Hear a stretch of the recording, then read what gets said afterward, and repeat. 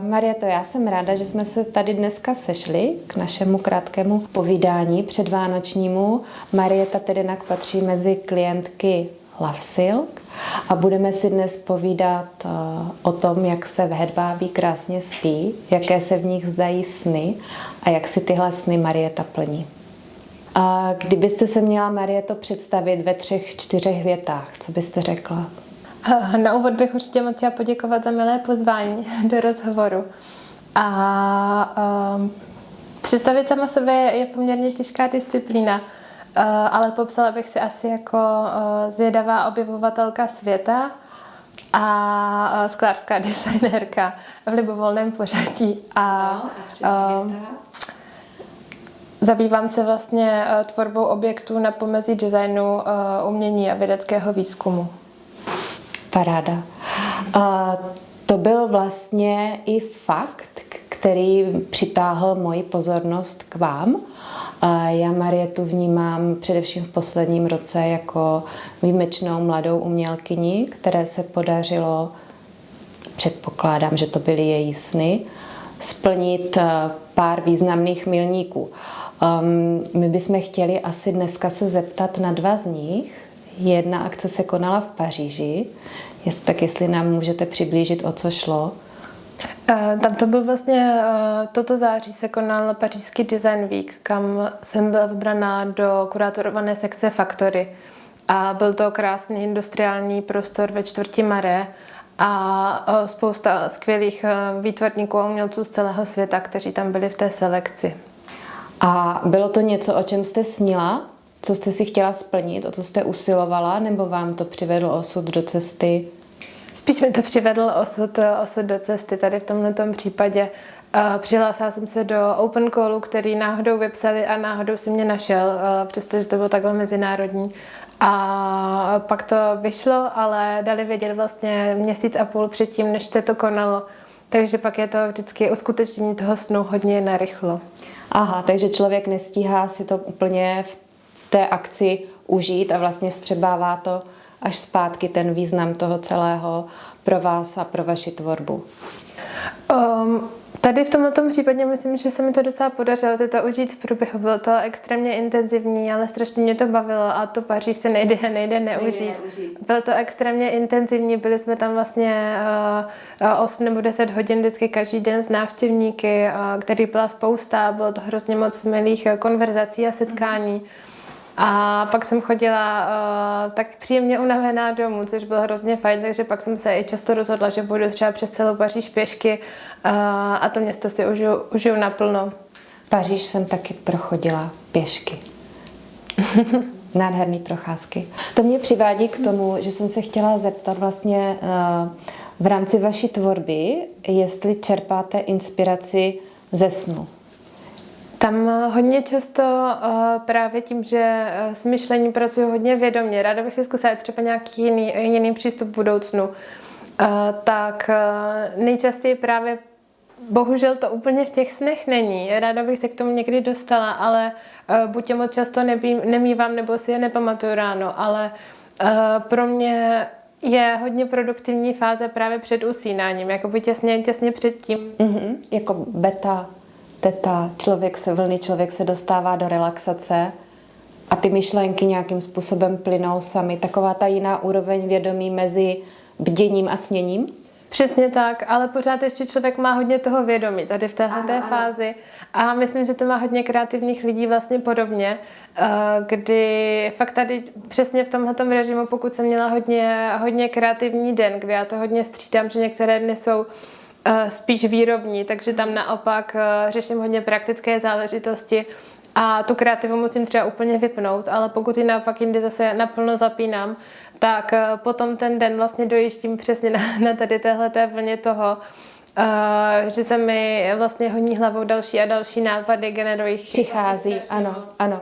A teď je 2 věci. Za prvé, Jsem ráda, že jste tady tenhle stav zmínila, protože my se do něj zkusíme alespoň částečně spolu dostat pomocí krátké somatické sekvence a bude mě samozřejmě zajímat vaše zpětná vazba, jestli se nám to povede, to je jedna věc, takže k toho přistoupíme. A druhá věc, když jste tady v tom bdění, snění, přichází k vám inspirace, vize, poznačíte si to někam nebo necháte to uplynout a ráno si vzpomenete?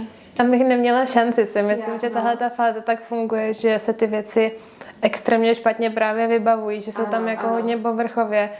Takže nejčastěji, dřív jsem třeba mývala papír a tušku, ale teďka prostě vždycky sáhnu po telefonu. Akorát těch poznámek bývá fakt často hodně a bývají hodně chaotické, tak pak ráno se rozpomínám, co to vlastně bylo. Ale vždycky se mi podaří to nějak vybavit, ale aspoň nějaké kusé poznámky jsou fakt potřeba. A namlouváte si je, nebo si je zapisujete? Spíš si je zapisuju. Líp se mi s tím potom pracuje, s tím textem. A já vím, že vy jste to zmiňovala, že se vám líp pracuje s psaným textem v případě, že z toho máte jako generovat nějaký akční plán nebo nějakou strukturu tomu dát.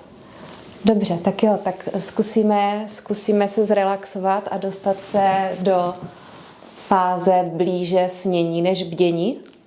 Určitě, můžeme to zkusit. A vlastně my můžeme tady do téhle fáze, kdy se přepínáme mezi sympatikem a parasympatikem, dostat buď to pomocí dechu, nebo pomocí doteku, a to ať už v podobě nějakých akupresurních bodů, anebo EFT tappingu. My zkusíme dneska ten dech. Ten často v dnešní uspěchané době zůstává někde prostě úplně upozaděný. Většina lidí ani neví, že dýchá, a na tož, aby věděla, jak dýchá. My zkusíme ten náš dech najít a zkusíme se potom pomocí toho dechu vědomě zrelaxovat. Takže prvně procítíme si kontakt chodidel s podložkou, aby jsme se trošku uzemnili. A zjistíme, když dýcháme, kam vlastně dýcháme. Já teď tedy do hrudníku. Takže my ten dech zkusíme poslat trošku níž, chytíme se tady takhle za žebra a uděláme si 3 dechy dopředu, do bříška a pak 3 dechy pomalé dozad.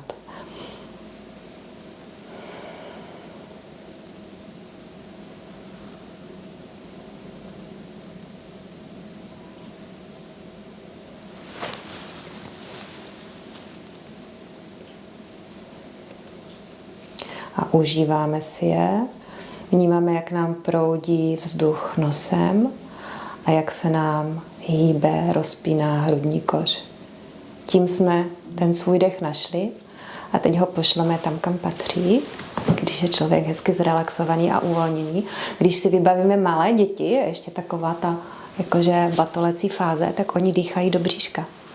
Oni jsou zrelaxované, oni nejsou ve stresu, jim se tak pěkně ten pupík jako kulatí. Takže my si dáme jednu ruku na hrudník, jednu ruku tady níž pod vlastně hrudní koř a zkusíme poslat 3 dechy od spodu do bříška, naplnit hrudník a pak stejným způsobem, stejným pohybem vydechnout.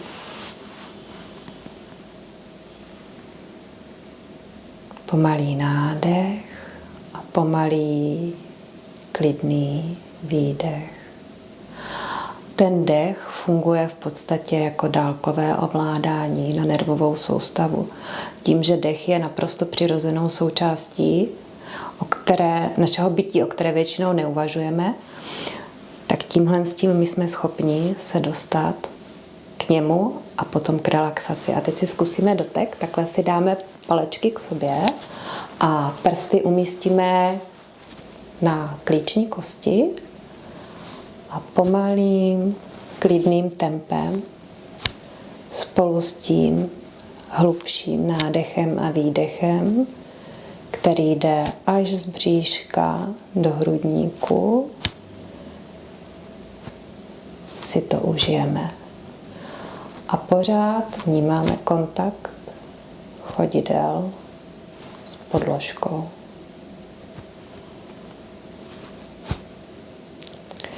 Tímhle tappingem my vlastně působíme na bloudivý nerv, který je zodpovědný odpovědný za stav relaxace, kdy nám dovolí do něj vstoupit.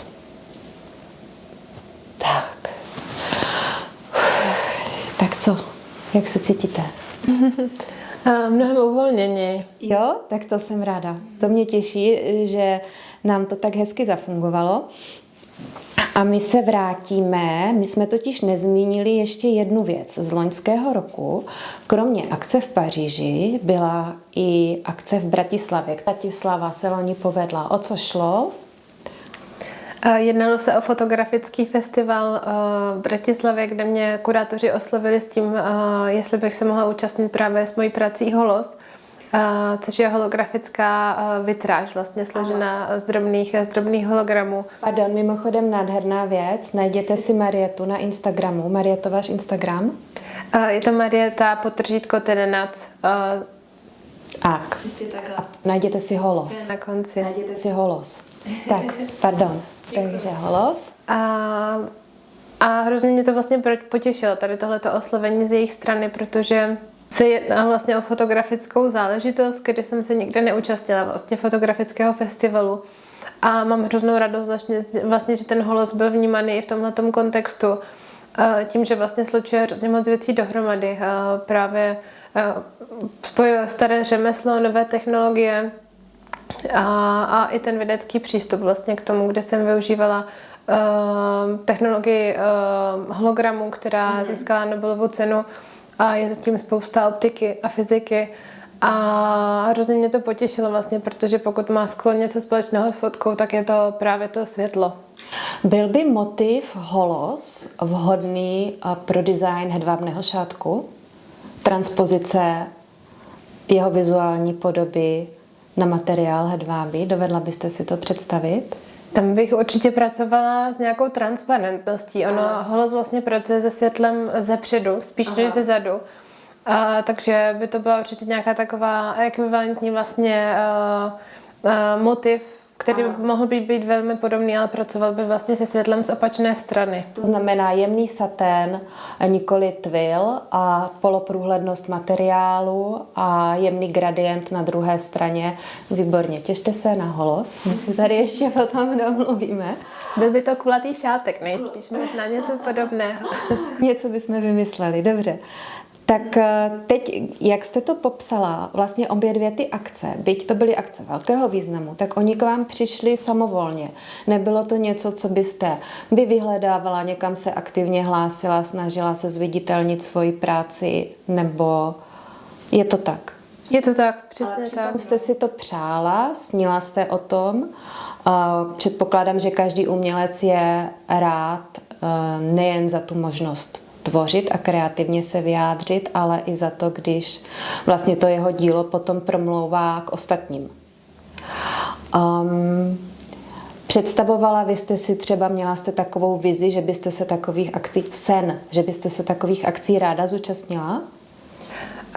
Ten tam určitě je, jsou to takové drobné kručky vlastně každý rok, co se konají, takže jsem se jich i v minulosti vlastně účastnila v různých koutech světa a i v České republice.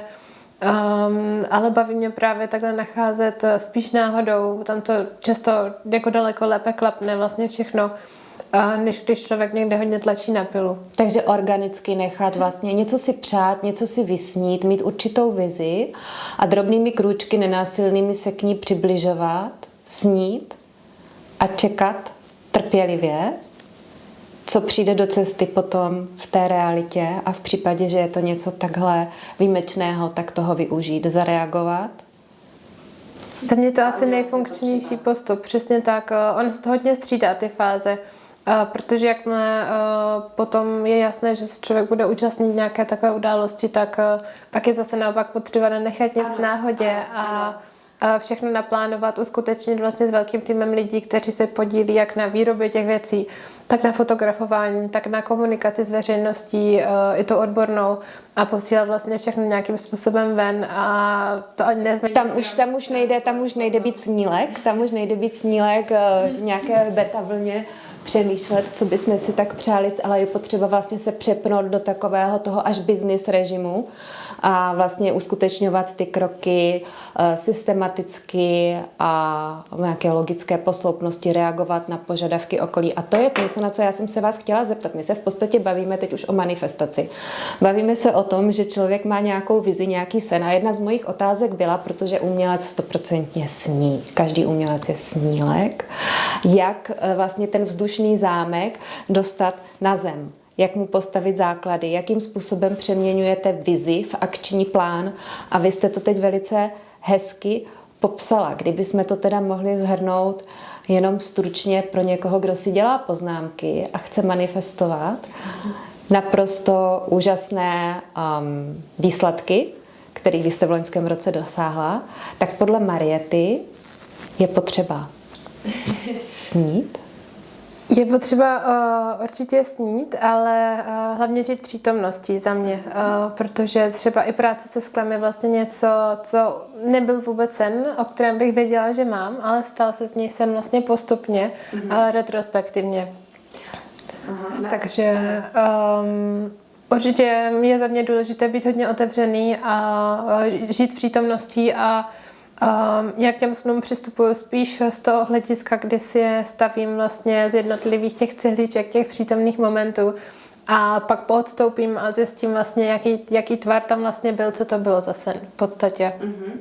A následně, co je potřeba udělat, jakou akci podniknout v reálu, v té reálné formě, jak jsme se bavili vlastně o tom, že když v momentě, kdy vás osloví organizátor, kurátor nějaké takto významné akce, tak potom vlastně přepínáme do toho módu akčního. Přesně tak. Tohle tam vlastně ta akce tam vytváří nějaké pojivo mezi těma cihličkama, ze kterých se to staví. No. Báječný. Návod, máme návod, to je skvělý.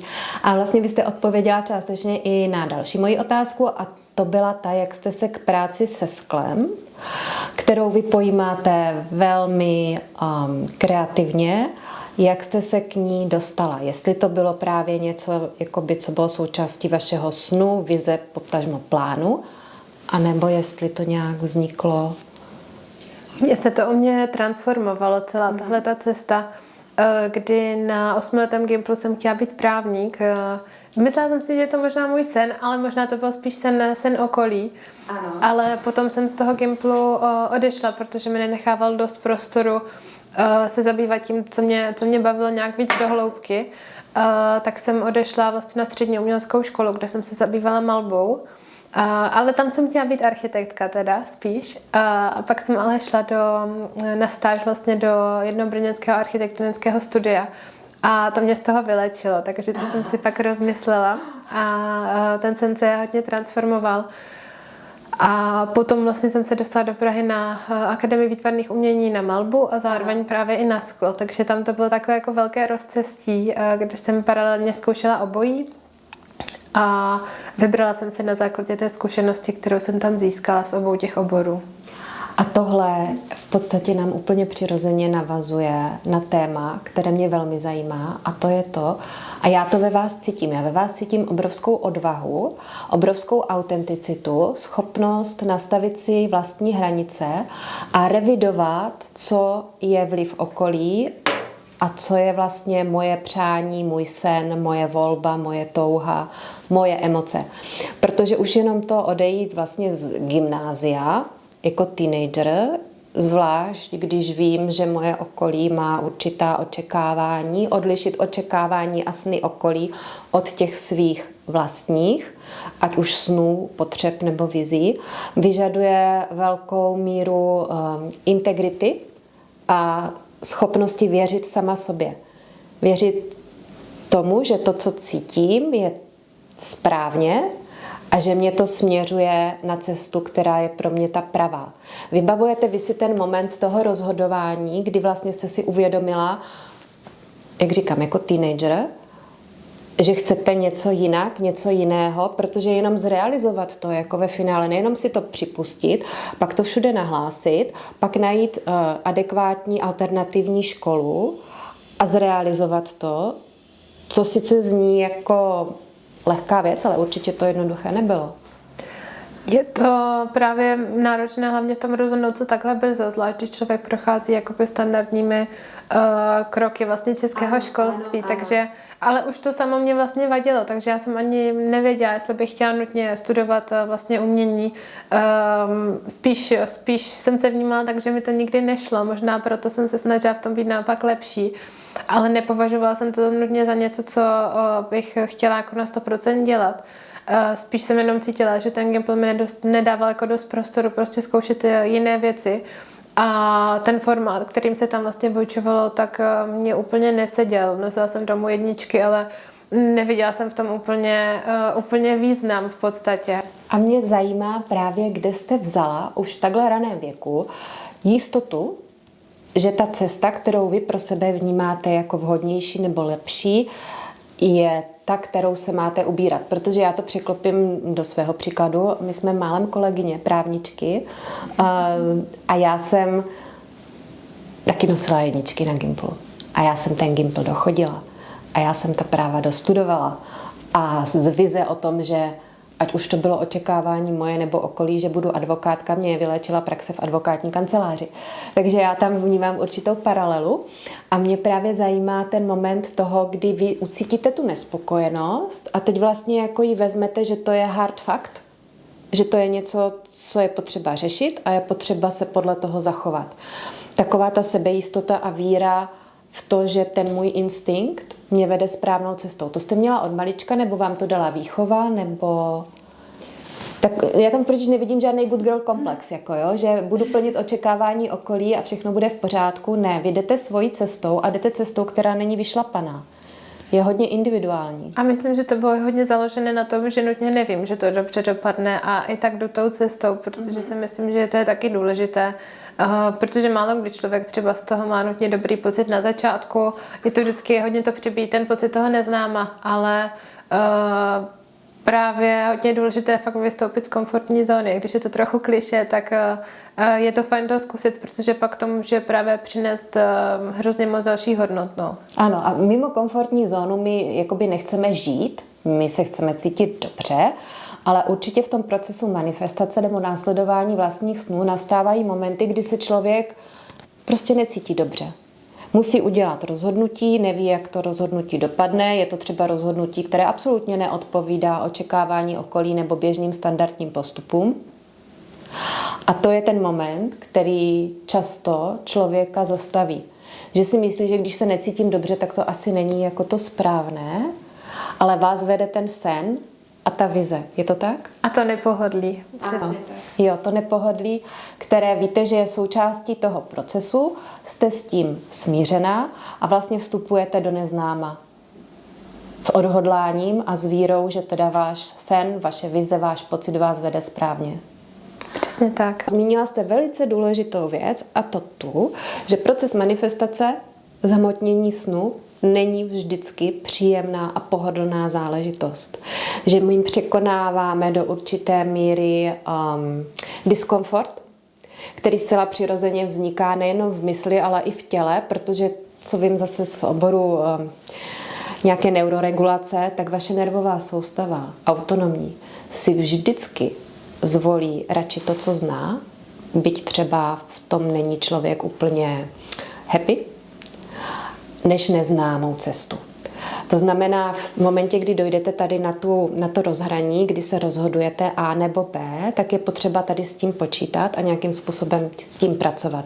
A vy jste to popsala, já jsem z toho pochopila, že čím častěji se téhle situaci člověk vystavuje, tím větší sebejistotu získává. Pochopila jsem to správně? Byl bych ráda, kdyby to tak bylo, ale vědomě s tím dál bojuju. Ale je důležité přesně o tomhletom vědět, o tom, co zmiňujete a do toho neznáma se pouštět. No. To je za mě právě to jádro, ale těžko říct, fakt se proti tomu velmi špatně. A jak s tím bojujete? Jak s tím v ten moment bojujete? Nebo respektive, boj možná není to správné slovo. Jak se s tím vyrovnáváte? Jak s tou situací pracujete vnitřně, sama v sobě?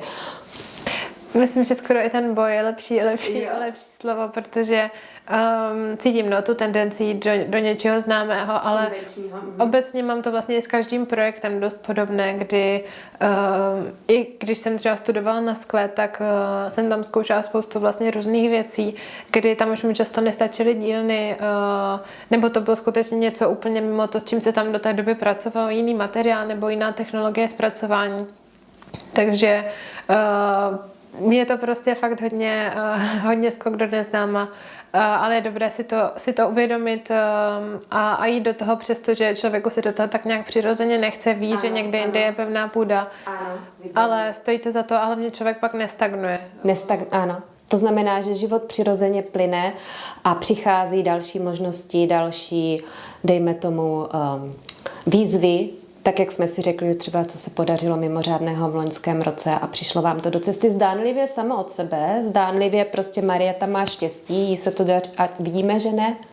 Že celý ten proces má podhoubí a to, co je vidět, je špička ledovce a celá ta část, která vidět není, obsahuje kromě toho, že vy vlastně se té tvorbě věnujete, jste inovativní, realizujete svoje vize, věnujete se snění, ty sny si zaznamenáváte, potom nějakým způsobem je zhmotňujete, tak vedle toho je to i ta práce se sebou samým, se svými emocemi a s tím, že když člověk tuhle cestu absolvuje už po několikáté, tak ví, že diskomfort nutně neznamená, že jsem na té cestě špatně. Přesně tak. Umění je v tom, myslím, hodně specifické. Tam je to možná trošku jiné než ostatní profese, kdy člověk s nás možná zajde do nějakých kolejí, ve kterých už potom zůstane, ale my tady měníme výhybky velice často vlastně. Ano, takže vy jste se přirozeně dostala do prostředí, kde váš přístup k životu, ke svým vlastním potřebám je daleko víc v normě, než v jiných profesích. Takových, dejme tomu, když jsme zmínili právníky, doktory, ekonomy, účetní, daňaře, že tam daleko s nás člověk zapadne do toho stereotypu a těžko hledá alternativy, pokud v sobě nemá tu vnitřní sílu, kterou já vnímám u vás a evidentně tam byla teda už někdy v těch 14, 15. Tam to bylo jít za svým snem. Asi hlavně tou touhou experimentovat, tak se na tom hodně často podílí a podílí se právě i na té tendenci vlastně do nějakých neznámých oblastí. A já jsem se na to už jednou zeptala, my jsme to přeskočili. Je to vliv výchovy nebo je to Marieta? Čistě Marieta? To se hodně těžko odděluje. Těžko to rozklíčovat. Co vám rodiče říkali? Jdi za svým snem? Nebo nedělej blbiny a dostuduj Gimpl? Rozhodně mě tam hodně podpořili, takže to bylo vlastně hrozně fajn a vytvořilo to vlastně podhoubí pro to všechno, co pak mohlo dál vznikat. A je i fajn to, že člověk vlastně nebyl nějak jako pod tlakem. Výborně. A to je to, na co jsem se chtěla zeptat, protože kroky, které děláte, vyžadují odvahu, vyžadují to, že překonáte diskomfort, vyžadují to, že v určitý moment v podstatě překročíte svůj vlastní stín a aby tohle člověk mohl tímto způsobem putovat životem a plnit si sny, tak je velmi důležité zázemí. A to zázemí nemusí být nutně v rodině, ale tak, jak já ho vnímám, tak je to vlastně vztahové zázemí. Že vy tu oporu v ten moment té nejistoty máte, ať už v rodině nebo ve svém nejbližším okolí. Že vy se vydáváte cestou do neznáma, ale přitom máte pevný základ v tom, že víte, že vám fandí. Je to tak? Určitě. Myslím, že bez toho je to hodně těžké, ale zároveň kromě toho prostoru doma, tak vlastně jsou to i lidé, co se podílí na té výrobě a je jich tam vlastně spousta. Takže to mě taky... Kteří vás podpoří a kteří jakoby nějakým způsobem v momentě, kdy vy se vydáváte do nejistoty, tvoří takovou, já nevím, určitou základnu, pevnou půdu pod nohama, něco, o co se člověk emočně může opřít v momentě, kdy tápe, váhá anebo bojuje s diskomfortem. Určitě. Je fajn, když se to nesejde všechno, že by to spadlo. Jsou tam taky momenty, kdy se něco třeba v té výrobě hroutí a tu cestu musím hledat sama. Ale člověk v těch klidnějších obdobích prostě se nazbírá vlastně do nějaké baterie ten dobrý přístup a hlavně ten optimismus toho, že to může dobře dopadnout a pak je schopný z toho nějak brát a fungovat dál. A tohle jsem chtěla taky zdůraznit, že manifestování snů, vlastních vizí není solo akce ve smyslu toho, že člověk by bojoval na všech frontách a překonával diskomfort, ale je to něco, co děláme za podpory okolí. To znamená pěstovat si dobré vztahy, pěstovat si zázemí a nemusí to být vždycky v rodině, ne každý má to štěstí. Může to být právě, jak jste zmínila, ať už jsou to přátelé nebo lidé z profese, tak vám dodává energii překonat nesnáze anebo přijmout nějaké těžké rozhodnutí. Jo? Přesně tak. Tak paráda. A teď já přemýšlím, je něco, co jsme zapomněli, co byste ještě ráda sdílela, ať už o své tvorbě, ještě znovu připomeneme, kde všude vás můžeme najít a kde všude můžou vlastně lidé najít vaši tvorbu v reálu, ne v online prostoru, ale kde se můžou dotknout nebo podívat se zblízka. Jako takové stále jádro bych zmínila hlavně můj ateliér, který je v Brně a je možné se tam objednat přes e-mail, který se dá najít na mém webu nebo přes Instagram. Ten ateliér vlastně je takhle k dispozici pro návštěvníky na objednání, takže je možné se tam kdykoliv přijít podívat na ty objekty osobně. I na nějakou část té výroby, ale většina jich vzniká vlastně na spoustě míst i různě po světě, ve sklárnách, na brusírně a tak. Takže tam je možné hlavně vidět ty hotové kusy. A je možné ty kusy tam i koupit? Určitě, je to také možné. Jo. A zeptám se, existuje forma prezentace vašeho díla třeba formou zápůjčky do nějakého prostoru, kde by mohlo působit, fungovat? Určitě, je to také možné, mám tenhle formát hodně ráda, právě celkem to řeší to, pokud na to klienti právě nemají prostor doma nebo často chtějí obměňovat a pak nemají třeba ještě myslela, ano, a třeba i velké firmy, korporace a podobně často obměňují ty artefakty, které mají ve svých prostorách, zasedacích místnostech, takže toto jsem měla na mysli, když jsem se na to ptala, jestli kromě toho, že si lze dílo Mariety pořídit do sbírky, tak jestli ho lze i zapůjčit. Určitě, možné to je. Poslední dobou se to čím dál víc vlastně dostává do povědomí, takže za to jsem ráda, za ten formát. Ale daleko častěji vlastně dochází spíš k tomu pořizování těch děl, tím, že každý je vlastně unikát, ale setkávám se i s těmi zápůjčkami. Já miluju tady ten unikát. Ten jsem si vyhlídla už u vás v ateliéru. Vlastně Marieta 100% doporučuji najít její stránky, najít její díla, protože jeden artefakt rozhodně nevypovídá o šíři technik, které používá. Takže buďte zvědaví a běžte se podívat. A já ještě zmíním jednu věc. My jsme vlastně si zkusili tu sekvenci somatickou. Marieta cítila účinky. To jsem velmi ráda. A pokud by vás zajímalo těch sekvencí víc, najděte si Love Silk Hero kanál, kde budou jednotlivé tady ty relaxační techniky prezentovány tak, aby se vám dobře usínalo. Ať už spíte v hedvábí nebo v polyesteru. Tak, Marieto, děkuji za rozhovor. Děkuji za pozvání. Tak, jsem ráda, že jsme se sešli a že se to takhle pěkně povedlo ještě před svátky. Já také, děkuji.